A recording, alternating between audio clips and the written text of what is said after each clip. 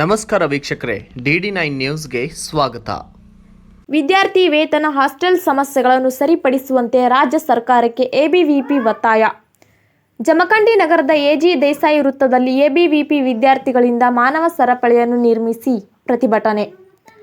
ವಿದ್ಯಾರ್ಥಿ ವೇತನ ಹಾಗೂ ಹಾಸ್ಟೆಲ್ ಸಮಸ್ಯೆಗಳನ್ನು ಸರಿಪಡಿಸುವಂತೆ ಆಗ್ರಹಿಸಿ ಅಖಿಲ ಭಾರತೀಯ ವಿದ್ಯಾರ್ಥಿ ಪರಿಷತ್ ತಾಲೂಕಾ ಘಟಕ ವಿದ್ಯಾರ್ಥಿಗಳು ರಾಜ್ಯ ಸರ್ಕಾರದ ವಿರುದ್ಧ ಕೆಲವು ಸಮಯ ಮಾನವ ಸರಪಳಿಯನ್ನು ನಿರ್ಮಿಸಿ ಪ್ರತಿಭಟಿಸಿ ತಹಶೀಲ್ದಾರ್ 2 ಗ್ರೇಡ್ ಅವರಿಗೆ ಮನವಿಯನ್ನು ಸಲ್ಲಿಸಿದರು.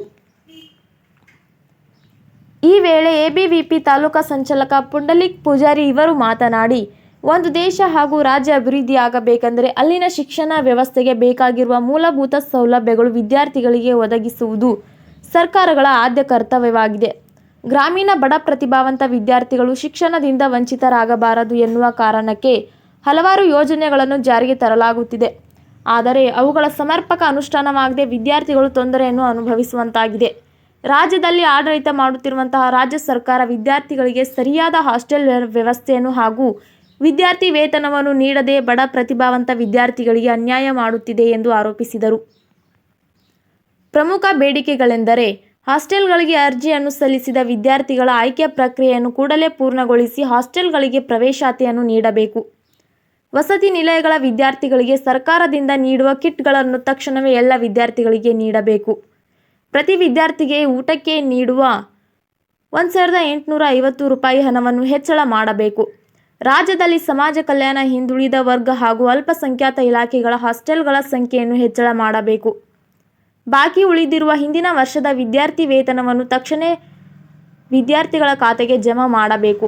ಪ್ರತಿಭಟನೆಯಲ್ಲಿ ಎಬಿವಿಪಿ ನಗರ ಕಾರ್ಯದರ್ಶಿಯಾದಂತಹ ಪರಶುರಾಮ್ ಜಿಟ್ಟಿ, ಸಾಮಾಜಿಕ ಜಾಲತಾಣದ ಸದಸ್ಯ ರಾಕೇಶ್ ಗುರುವ, ಸಾಗರ್ ಉಪಾಧ್ಯಕ್ಷ ಶೀತಲ್ ಆಲ್ಗೂರ್, ಈರಣ್ಣ ಬುದ್ನಿ, ದರ್ಯಪ್ಪ ಬಾಳುಚಿ, ಸಿಕ್ರ ನ್ಯಾಮಗೋಡ್, ಶಿವಶಂಕರ್ ಗೋಗನವರ್, ರೋಹನ್ ಶಿಂದೆ, ಪ್ರಜ್ವಲ್ ಎಮಿ, ಸಂಗಮೇಶ್ ಪೂಜಾರಿ, ಪ್ರಜ್ವಲ್ ತಾವರೆ, ರವಿ ನಾಯಕ್, ವೀರೇಶ್ ಮಠಪತಿ ಇನ್ನೂ ಅನೇಕರು ಕೂಡ ಭಾಗವಹಿಸಿದರು. ವರದಿ ಕಲ್ಲನ್ನಪ್ಪ ಎಸ್ ಬಾಂಗಿ, ಜಮಖಂಡಿ. ಸಂಪಾದಕರು ದಿಲೀಪ್ ದಾಶ. ಮುಂದಿನ ಸುದ್ದಿಯೊಂದಿಗೆ ಮತ್ತೆ ಭೇಟಿಯಾಗೋಣ. ನಮಸ್ಕಾರ ವೀಕ್ಷಕರೇ.